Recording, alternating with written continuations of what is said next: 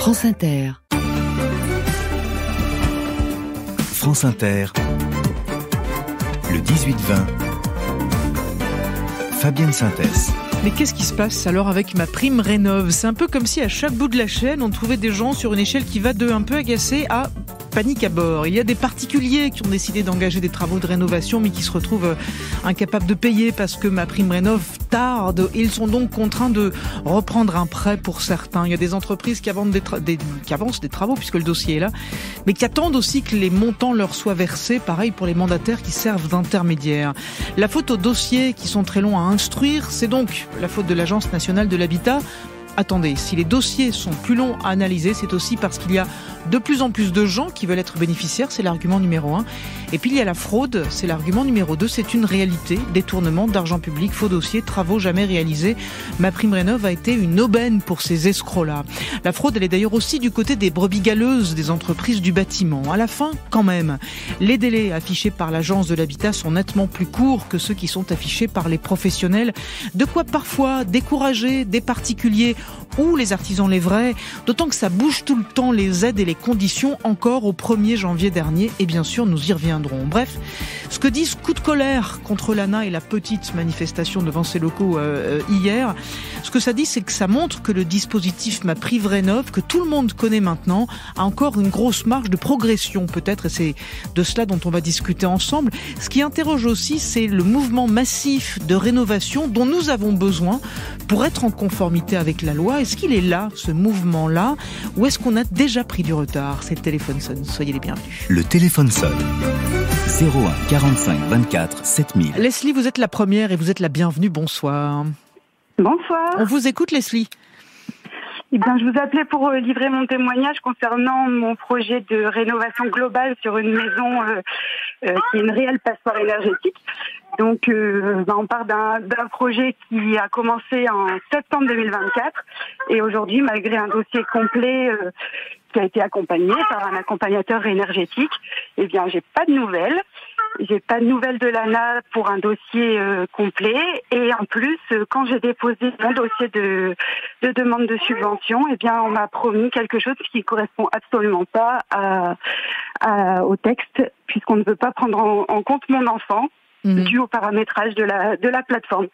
Donc, en effet, assez découragée, malgré un sujet qui me tient fortement à cœur. Et vous persistez, Leslie? Vous avez essayé de tirer d'autres fils? Vous en êtes où, là? Ou est-ce que vous êtes condamnée à attendre, en fait? Je suis assez condamnée à attendre. En attendant, j'essaye de voir avec ma banque qui, pareil, promeut des dispositifs, mais qui a ensuite, par derrière, a beaucoup de difficultés à mettre en place les procédures pour pouvoir financer, que ce soit les prêts à taux zéro, qui sont en fait très très lourds à monter. Une dernière question, on embrasse votre bébé qui est derrière vous. Le bébé qu'on ne veut pas reconnaître sur la plateforme. Et qu'on entend bien. Vous dites que vous faites une rénovation globale, on y viendra d'ailleurs aux rénovations par geste ou aux rénovations globales. Ça veut dire que pour vous, si vous voulez bien nous le dire, ça vous coûte combien? Et vous savez, puisque vous avez été accompagné, que vous pouvez bénéficier d'une aide de combien? Alors, on est sur des travaux qui concernent à la fois l'isolation, le mode de chauffage, la ventilation,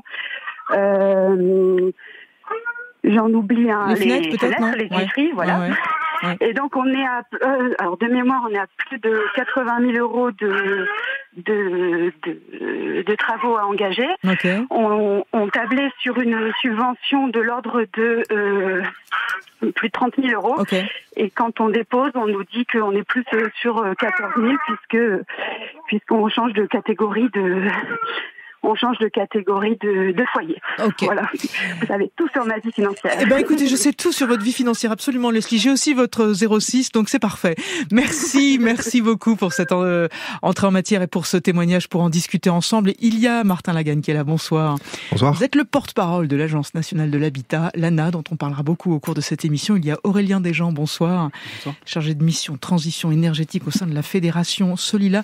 Et vous êtes accompagnateur Rénov'. Il y a beaucoup de nos auditeurs aussi. D'ailleurs, Leslie en a un aussi qui vont nous raconter ce que c'est que les accompagnateurs rénov'. Théoriquement, et pour aller vite, vous prenez la main des gens qui ont besoin de rénovation et vous les aidez dans leur parcours pour comprendre à la fois ce qu'il faut faire et comment ça va être fait, ce que ça dira derrière. Martin Lagan, c'est vrai que vous avez, des délais affichés qui sont très loin des délais que nous racontent à la fois nos auditeurs et certains entrepreneurs ou artisans qu'on va d'ailleurs aussi avoir au téléphone. Comment on explique quand même cette différence qui est énorme et le temps qu'il faut, là en l'occurrence pour Leslie, dossier septembre 2024? Bonsoir, merci beaucoup de votre invitation et moi je veux commencer par dire à Leslie qu'on est vraiment désolé de la situation dans laquelle elle se trouve. On est parfaitement conscience à l'ANA des difficultés dans lesquelles ça place les ménages, nos délais allongés, et croyez bien qu'on met vraiment tout en œuvre à l'agence pour essayer de raccourcir ces délais et d'accélérer l'instruction des dossiers. Mais qu'est-ce qui fait l'allongement? Alors, vous l'avez dit en introduction, il y a deux facteurs essentiels. Il y a eu une très forte demande, et ça c'est la bonne nouvelle, et ce dont on peut tous se réjouir, c'est qu'il y a de plus en plus de Français qui s'engagent vers des rénovations d'ampleur. Les rénovations d'ampleur, et d'ailleurs la liste des travaux le montre, ce sont des dossiers qui sont plus complexes, donc plus longs à instruire, sur lesquels on peut demander plus de pièces justificatives, parce qu'il va y avoir différents artisans qui vont intervenir, etc.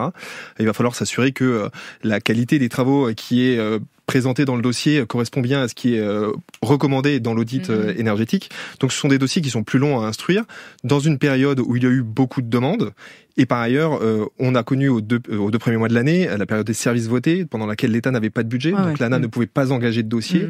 Et donc tous ces facteurs cumulés... Vous avez perdu combien de temps 2 mois. À cause de 2 mois. Okay. On a perdu 2 mois, et c'est vrai que la ministre du Logement s'est battue pour que les règles ne changent pas au 1er janvier. Et donc pour la première fois depuis 5 ans, les règles du jeu n'ont pas changé. Mais il y a eu quand même des changements au 1er janvier 2025. Honnêtement, très peu. Et donc finalement, la dynamique positive qu'on a connue en fin d'année s'est prolongée début 2025, ce qui fait qu'on a eu cet afflux de dossiers qu'on s'efforce de réduire, et on met vraiment tout en œuvre pour... Mais afflux, ça veut dire quoi, Monsieur Lagan? Parce que le corollaire derrière, c'est est-ce que vous êtes armé pour faire face justement à un afflux, parce que le temps commence à courir pour les gens. Là, en l'occurrence, Leslie, elle habite chez elle avec sa famille, donc c'est pour elle aussi qu'elle a besoin de factures énergétiques qui tombent, etc. Et puis il y a ceux qui ont leur maison, pourquoi pas, en location, et qui donc sont pris par un calendrier de notes énergétiques. Donc la question, c'est est-ce que vous êtes suffisamment armés pour voir un afflux de gens et leurs dossiers?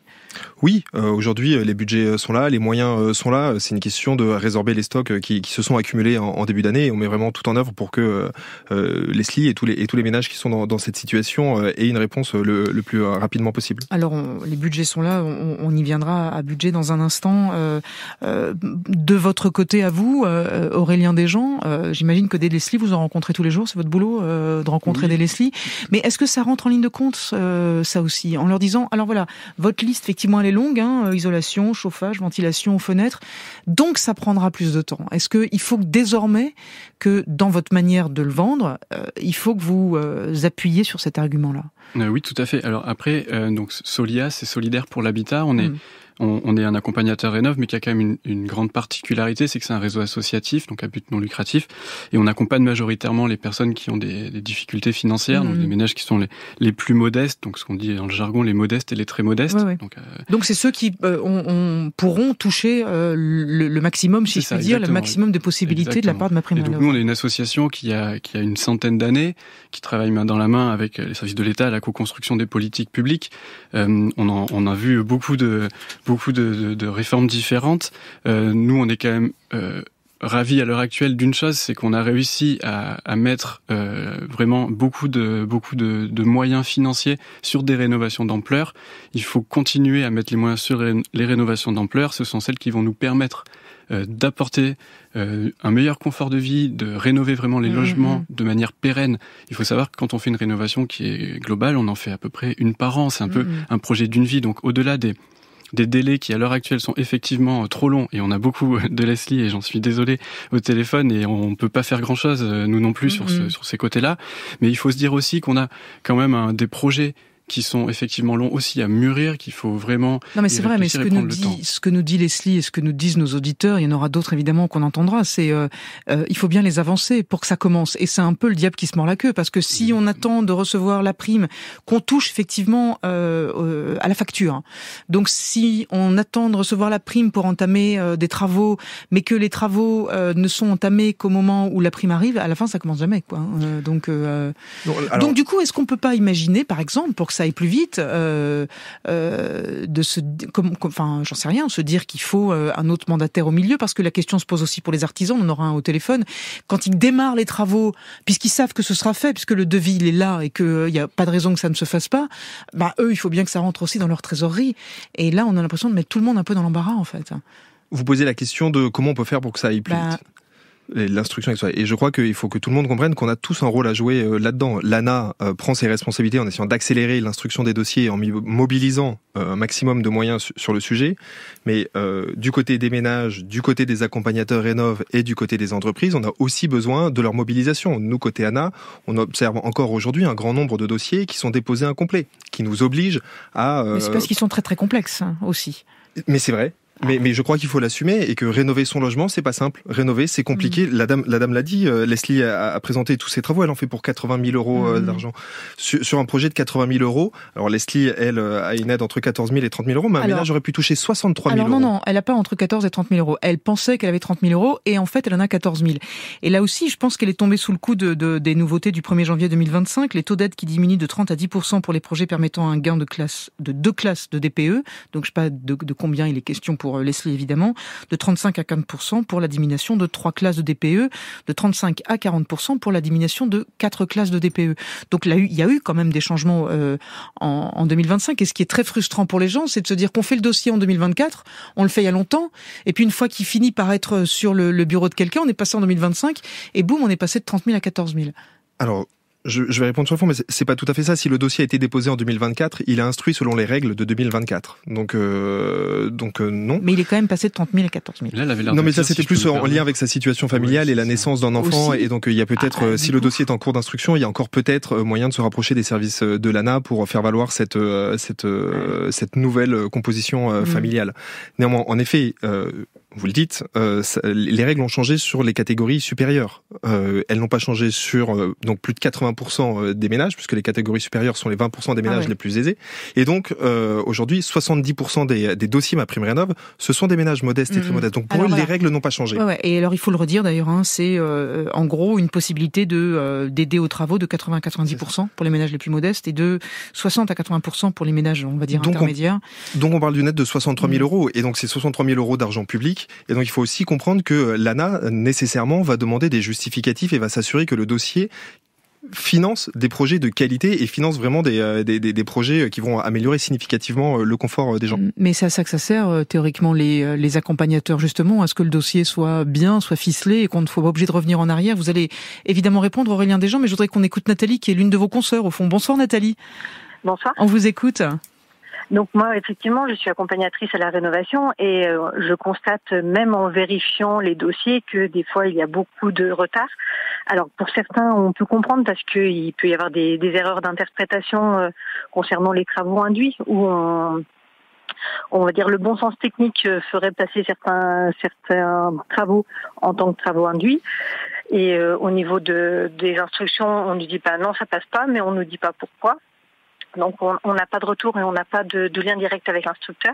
Et quand on appelle MaPrimeRénov, on tombe sur des personnes qui sont là pour nous renseigner. Et après ils nous disent envoyez un message. Et quand on envoie un message, ils nous disent demandez à votre espace conseil France Rénov. Ou quand on a déjà posé des questions à l'espace conseil France Rénov, ils nous disent voyez avec votre DDT. Donc il y a des choses où ça traîne et on n'a pas d'interlocuteur direct de personnes qui instruisent et qui peuvent nous dire la règle c'est comme ça. Et voilà, ça veut dire Nathalie que pour vous, parce que essayons de voir comment on pourrait arranger les choses, est-ce que pour vous il y aurait moyen d'aller plus simple? Est-ce que c'est une question d'interlocuteur unique? Est-ce que c'est une question selon vous de disponibilité, parce que effectivement tout le monde ne peut pas être disponible tout le temps? C'est quoi en fait si vous aviez une clé, vous utiliseriez laquelle? Alors, il faudrait que les personnes qui accompagnent, donc que ce soit les services comme Solia ou les MAR, mon accompagnateur Rénov, puissent avoir un accès direct aux instructeurs et qu'on puisse avancer directement sur les dossiers, ça faciliterait. Il y en a certains où j'ai plein d'allers-retours et pourtant, voilà, je pense que je suis assez pointilleuse. Certains artisans me disent que je suis assez pointilleuse. Merci beaucoup pour votre témoignage, Nathalie. Aurélien Desjean. Oui, tout à fait. Non, je rejoins votre retour, Nathalie. C'est sûr que, alors, ce qu'il faut différencier, c'est qu'il y a deux façons d'instruire les dossiers différentes. Donc, les modestes et très modestes, eux, passent par un canal, et les intermédiaires et supérieurs passent par un autre canal. C'est historique. On pourra y revenir, mais c'est pas forcément le fond du sujet. Et effectivement, ceux qui passent par la plateforme nationale dont elle parlait, MaPrimeRénov', qui est pour les intermédiaires et supérieurs, vont se retrouver à l'instruction à ne pas avoir forcément la même personne dans les échanges. Et c'est vrai que c'est quelque chose qui est très bloquant. Nous, les assos locales, on a aussi du mal avec ce sujet-là, puisqu'on va avoir parfois des demandes qui vont être un petit peu contradictoires. Donc on va répondre à la première demande et finalement on va se retrouver un petit peu coincé sur la deuxième demande qui sera pas la même et c'est pas la même personne qui la traite. Donc c'est vrai que c'est un point d'amélioration qui serait très intéressant et je la rejoins Nathalie. Ce serait d'avoir effectivement un interlocuteur unique sur chaque dossier. C'est beaucoup plus simple et on le voit nous du coup qui avons cette antériorité et cette historicité dans ce travail-là. Dès qu'on travaille en local avec les délégations locales de l'ANA ou les services délocalisés de l'ANA qui instruisent donc en local, là on a des interlocuteurs que l'on connaît, avec qui on travaille depuis des années et c'est beaucoup plus facile d'échanger évidemment. Est-ce qu'il y a, Martin Lagan, une impossibilité, ne serait-ce qu'en termes de personnel en fait, tout simplement, pour pouvoir suivre l'idée qui est celle de Nathalie ou celle d'Aurélien Desjean, c'est-à-dire d'essayer dans la mesure du possible d'avoir un interlocuteur unique? Est-ce que c'est quelque chose que vous avez imaginé, essayé? Est-ce que ça vous semble impossible en fait en l'état? Non, je crois pas. Et d'ailleurs, le témoignage de Nathalie montre bien qu'il y a de la disponibilité puisque les instructeurs échangent avec l'EMAR. Donc c'est pas de ce côté-là. Et puis moi, je me méfie toujours du rêve du guichet unique. Aujourd'hui, en effet, les politiques de l'habitat, elles sont déconcentrées. Ce qui veut dire que pour les collectivités, c'est aussi leur donner la possibilité de faire du sur-mesure pour répondre aux besoins de chaque territoire et s'adapter au mieux aux attentes de leurs concitoyens sur leur territoire.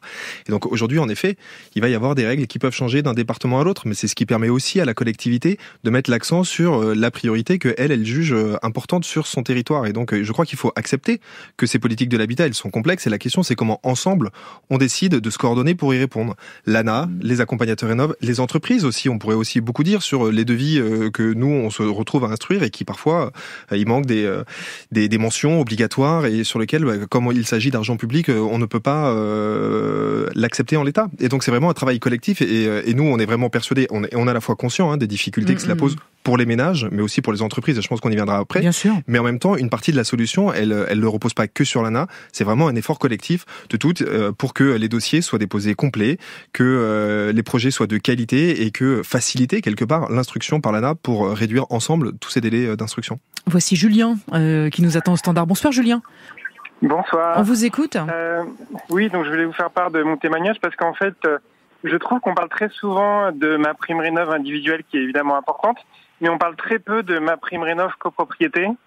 Alors, si je me trompe pas, je crois qu'il y a presque la moitié des appartements, enfin des gens qui vivent en appartement. Et pour mon témoignage, en fait, moi je suis syndic bénévole d'une petite copropriété et évidemment on a voulu faire des travaux de rénovation, on a fait tout le parcours avec l'accompagnateur, etc. Et ça nous a pris des années pour finalement se retrouver avec, parce qu'en fait la prime rénov on la donne que quand il y a des gros travaux d'ampleur. Donc ça veut dire qu'il faut faire des gros travaux dans la copro et les aides sont limitées à 25 000 euros de travaux par appartement. Donc nous en fait on s'est retrouvé avec des appartements qui coûtent 100 000 euros et un reste à charge après avoir déduit les aides de 60 000 euros par appartement. Donc du coup c'est impossible. Et c'est infaisable. Et donc voilà, et je trouve que le système est pas très bien fait. Voilà. Merci Julien pour votre témoignage. Martin Lagan, pour ce qui est des copros, effectivement, nous on fait des travaux dans la copro chez moi, pour tout vous dire. Personne ne nous a parlé de MaPrimeRénov'. Mais personne au syndic, etc. Au fait, pour que ça aille vite, c'était comme si ça n'existait pas. Et je suppose qu'on n'est pas tous, je suis pas toute seule dans ce cas-là. Personne à aucun moment. On parlait de la complexité des dispositifs tout à l'heure. Parlons de la copropriété qui, par essence, de toute façon, la copropriété, c'est compliqué de par son mode de gouvernance. Mais avant, chaque copropriétaire devait déposer un dossier et dont le montant de l'aide allait varier en fonction de ses revenus, s'il était propriétaire occupant, propriétaire bailleur, etc. Et donc dans une copro, vous aviez autant de copropriétaires que de dossiers. Depuis 2021, MaPrimeRénov', c'est un seul dossier à déposer, une aide qui est accessible à tous, que vous soyez propriétaire ou occupant, et dont le montant en fait est réparti, elle est adressée au syndicat des copropriétaires et l'aide est répartie selon les tantièmes. Donc on a drastiquement simplifier le dispositif et tous les ans, il y a un peu plus de copropriétés qui s'engagent dans ces travaux, etc. Oui, c'est vrai, MaPrimeRénov' copropriété, elle finance des travaux qui permettent des gains énergétiques importants. Oui, c'est le fondement même de cette politique publique que de permettre de réduire sa consommation énergétique. Donc forcément, on est obligé de mettre des seuils qui sont pas toujours adaptés, c'est vrai, au cas particulier des petites copropriétés. On a mis en place des expérimentations territoriales pour essayer d'y répondre. Mais objectivement, sur les copropriétés, on a drastiquement simplifié et on voit que la dynamique aujourd'hui, elle est là. Chaque année, il y a de plus en plus de dossiers. Mais c'est intéressant, hein. Ça veut dire qu'effectivement, dans les grosses copros, les endroits où il y a des centaines de locataires ou de propriétaires, c'est évidemment beaucoup plus facile dans les grandes villes, mais c'est le cas de Paris, c'est le cas de Lyon, c'est le cas de Marseille, c'est le cas de toutes ces grandes villes. Il y a de toutes petites copros, il y a de tout petits immeubles, c'est même comme ça que ça a été construit et on a l'impression effectivement de cette espèce de décalage permanent entre la réalité de chacun en fait et ce qu'on peut apporter à cette réalité-là. Je suis pas sûr qu'il y ait des solutions, il y a des situations où ce soit plus simple. Ouais. En termes de copropriété, c'est toujours compliqué. Mais par contre, vous pointez un rôle très juste, c'est le rôle des syndics qui doivent accompagner les copropriétaires et faire la pédagogie des aides. Aujourd'hui, alors peut-être vous n'en avez pas entendu parler parce que vous habitez dans une collectivité locale qui distribue MaPrimeRénov' copropriété, mais qui l'appelle autrement.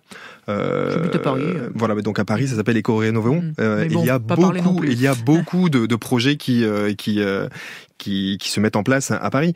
Et donc, voilà, il y a ce rôle de tous les acteurs de la chaîne, que ce soit les architectes, les syndics et évidemment les copropriétés. Monsieur est syndic bénévole et donc il faut être accompagné. On va parler des professionnels dans un instant. On est en train de parler de MaPrimeRénov' dans le téléphone sonne avec Martin Lagagne, qui est le porte-parole de l'Agence nationale de l'habitat, avec Aurélien Desjean, qui est chargé de mission transition énergétique au sein de la fédération qui s'appelle Solia, qui est aussi accompagnateur Rénov'. Et Hugues Sartre il est avec nous. Bonsoir.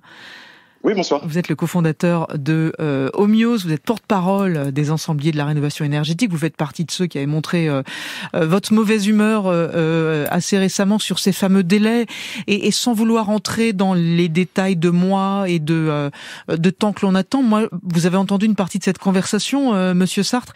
Qu'est-ce que vous pensez, vous, depuis votre côté, si je puis dire, des entreprises, qu'est-ce que vous pensez, vous, qui est facilement améliorable pour aller plus vite ? Alors, d'un point de vue professionnel, depuis 10 ans dans le secteur, il faut vraiment se dire que le montant de subvention qui est accordé par l'État n'a jamais été aussi important. Mmh. Avant, on avait un crédit d'impôt qui était de 30%. Aujourd'hui, on peut avoir un taux de prise en charge à 90%. Mmh. Donc, on est parfaitement conscient du fait que ce sont des montants qui sont hyper importants, donc qui impliquent des processus un petit peu plus complexes, mais pour lesquels, effectivement, en tant que professionnel, on a identifié au moins 2 pistes d'amélioration assez rapides et finalement pour lesquelles les textes existent. La première chose, peut-être Monsieur Lagagne parlait de la lutte contre la fraude dans ce dispositif, et c'est vrai que c'est quelque chose qu'on peut pas sacrifier et c'est quelque chose sur lequel grandement l'ANA peut nous aider assez rapidement, c'est d'avoir une communication officielle avec un PDF téléchargeable du site de l'ANA qui indique bien que les subventions à 1 euro, les travaux à 1 euro, les restes à charge offerts, tous les démarchages commerciaux qui visent à dire aux gens, en fait, vous n'allez rien payer de votre rénovation, c'est interdit et c'est formellement interdit. Ça, c'est une première piste. Nous, sur le terrain, ça nous aiderait beaucoup parce que ça permet évidemment de distinguer les bonnes entreprises des mauvaises entreprises et donc, quelque part, d'aider à lutter contre la fraude et donc, quelque part, d'accélérer le traitement des dossiers. Oui. Et la deuxième piste d'amélioration qu'on a identifiée, c'est quelque chose qui s'appelle le mandataire qualifié. C'est quelque chose qui existe déjà et dont le principe est relativement simple. C'est que on va faire la liste des bonnes entreprises, on va faire la liste des acteurs vertueux et on va leur demander des contreparties, tant positives de la part de l'ANA qui s'engage peut-être sur des délais d'instruction ou sur des délais de paiement et les entreprises, elles, vont s'engager à mettre en place peut-être des process différents, plus de contrôle terrain. Parce que ce que j'ai trouvé fascinant, Monsieur Sartre, en préparant cette émission, c'est qu'il y a, vous m'arrêterez si je me trompe, mais il doit y avoir 560 000 entreprises artisanales en France. Il y en a 63 000 qui sont agréées MaPrimeRénov'. Et 63 000 par rapport aux chiffres, c'est pas beaucoup. Donc ma question, c'est est-ce qu'elles n'y vont pas parce qu'elles ont peur de tomber dans une usine à gaz ? Est-ce qu'elles n'y vont pas parce qu'on leur demande à elles aussi aussi de donner des garanties et qui leur semblent très complexes, comment se fait-il que le choix, de toute façon, de l'entreprise et des artisans soit finalement assez réduit ? Alors, ces 63 000 entreprises dont vous parlez, ce sont les entreprises qui sont qualifiées RGE sur Exactement. un dispositif national en France. Et pourquoi est-ce que ces entreprises décident de ne pas y aller, ou plutôt de ne plus Ou d'en y sortir aller? d'ailleurs, ouais. Voilà, parce que le chiffre a effectivement diminué. Eh bien, c'est parce que effectivement, ça fait mettre la main aux entreprises dans un engrenage qui est celui des subventions du marché de la rénovation, qui peut être très attirant, mais qui a une conséquence dramatique pour les entreprises, c'est d'aggraver la trésorerie. Et ça, je vais vous donner un exemple. Un dossier de 2024 qui porte le numéro 5899. On parle de 21 000 euros de subvention. Ce dossier-là, on a transmis à l'ANA tous les dossiers en mai 2024. L'ANA a posé des questions, et c'est normal, c'est l'instruction, sur le courant de juin jusqu'à août. Et à partir du mois de septembre, à mi-septembre, il n'y avait plus de questions. Tout était visiblement correct de leur côté. Ensuite, l'ANA a indiqué qu'il allait y avoir un contrôle sur place, qui est intervenu le 13 janvier 2025. Donc là, pour moi, en tant qu'entreprise, j'ai démarré mes chantiers en janvier-février 2024. Donc moi, j'ai déjà payé mes équipes, j'ai déjà payé mes fournisseurs. On me dit, il va y avoir un contrôle. On est 1 an après que j'ai fini de terminer toutes mes dépenses. Et depuis le mois de janvier, je n'ai toujours pas de nouvelles sur le règlement effectif de ces 21 000 euros. Et vous comprenez bien, moi, sur ce dossier-là, on a fait tout ce qu'on nous a demandé, à savoir, j'ai fait ma visite, il y a un accompagnateur Rénov qui est passé.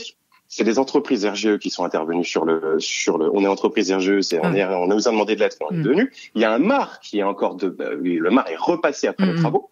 Ensuite, on a de nouveaux bureaux Veritas qui s'occupent des contrôles terrain qui passent. Et il se passe toujours rien. Et quand, effectivement, l'ANA communique sur un délai de paiement en 35 jours, alors que pour ce dossier-là, en l'espèce, on est à plus de 365, effectivement, dans la profession, ça nous fait grincer des dents. Merci à vous, Hugues Sartre, vraiment pour ce témoignage. Moi, je voudrais me tourner vers vous, évidemment, Martin Lagarde, notamment sur la fraude. On a Audrey qui est là, qui nous écrit et qui nous dit « Je suis professionnel du bâtiment dans le Nord. Je suis RGE depuis 12 ans, donc réseau garant de l'environnement, donc estampillé, si je puis dire, pour vous. À cause des fraudeurs, je me retrouve à faire de plus en plus de paperasse et c'est devenu insoutenable pour une petite société comme la mienne. Je pense donc, du coup, abandonner ce label, et c'est ce que disait Hugues Sartre aussi, sur ceux qui finissent par jeter l'éponge. La lutte contre la fraude, je vous suis là-dessus parce que en lisant des chiffres, on s'est tous rendu compte que vous aviez permis d'économiser à l'État plus de 230 millions d'euros, tellement il y a eu effectivement de tentatives de fraude. Est-ce qu'il y a eu aussi un excès inverse, en fait, Monsieur Lagarde, on est devenu parano, en fait, et ça a augmenté en termes de paperasserie. Oui, de toute évidence, les agissements frauduleux d'une minorité pénalise l'ensemble des acteurs de bonne foi de ce secteur, que ce soit les ménages, les entreprises, les accompagnateurs Rénov. Ce qui est vrai, et les montants que vous indiquiez sont tout à fait justes, l'ANA ne transigera pas avec la lutte contre la fraude. Il en va de la crédibilité de cette politique publique, et puis parce que c'est de l'argent public. C'est de l'argent public, on est donc on est responsable de son bon usage. Et je crois qu'il faut pas se tromper de diagnostic. Les situations très compliquées dans que décrit Monsieur Sartre, elles sont réelles, mais elles sont pas que le fait de l'ANA. Monsieur Sartre, il est surtout victime des fraudeurs qui pourrissent ce secteur et contre lesquels on doit agir fort, on doit agir vite, parce que plus vite on assainira ce secteur, mieux on se donnera les chances à cette politique publique de réussir. Vous l'avez entendu, cette crainte de la part des gens que vous accompagnez, Aurélien Desjean, crainte de la fraude, donc effectivement c'est ce qui fait que le dossier devient compliqué, mais crainte aussi de tomber sur un artisan qui serait pas un type honnête et qui ferait des choses qui sont pas conformes. J'imagine que ça trotte vraiment dans la tête des gens, ça. Oui, bien sûr. Surtout, vous allez vers les petits revenus, donc ça veut tellement dire quelque chose quand on décide d'engager de l'argent, quand même. Oui, tout à fait. Et puis les frauduleurs n'ont pas vraiment comment dire, il n'y a pas de souci pour eux si c'est quelqu'un qui a des moyens ou pas de moyens. C'est pas, voilà, enfin, en tout cas, peu de scrupules. Bien sûr que c'est une crainte qui est réelle, et ils ont raison, en fait, d'avoir cette crainte, hein. On le voit sur sur des décennies d'actions. Il y a toujours eu de la crainte, et il y a toujours eu de la fraude.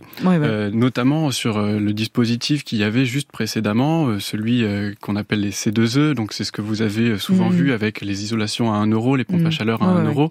Sur ces dispositifs-là, il y a eu beaucoup... C'est ce que disait Hugues Sartre, il faut supprimer intégralement ces choses-là, parce que ça n'existe pas, il faut le dire aux gens qui nous écoutent, tous les gens qui vous proposent une isolation à 1 euro vous mentent.